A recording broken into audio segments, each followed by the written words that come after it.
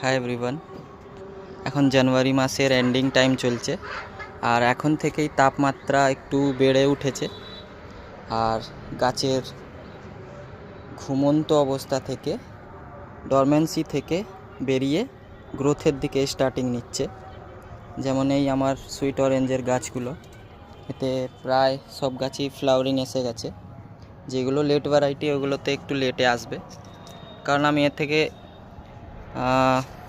এতে আমি শুরু থেকেই পটাশিয়াম ফসফেটের সাপ্লিমেন্টস দিচ্ছি, যাতে গাছে ফুল ফলে ভর্তি হয়ে যায়। এই ছোটো গাছে আমি ফল নেবো না ভেবেছিলাম, কিন্তু তাতেও এসে গেছে। আমি ভেঙে ভেঙে ফেলে দিয়েছি, তাতেও আটকাচ্ছে না। এই যে একটা ফল রেখে বাদ বাকি সব ঝরিয়ে দিয়েছি, কারণ গাছগুলো ছোট আছে।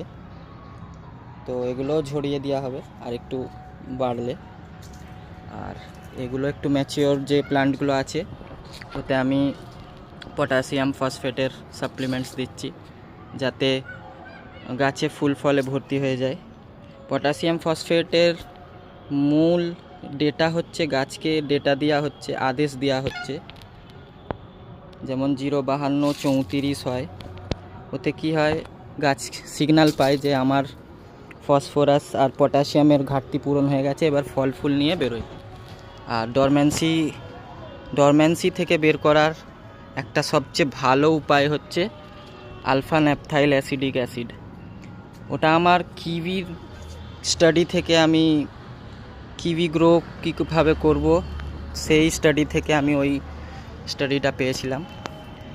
কিউই এখানে মানে ডরম্যান্সিতে যাওয়া মুশকিল, কারণ ওর জন্যে অনেক ঠান্ডা লাগে, মানে ফ্রিজিং টেম্পারেচারে অলমোস্ট গেলে তবেই ওর ডরমেন্সিতে প্রবেশ করবে।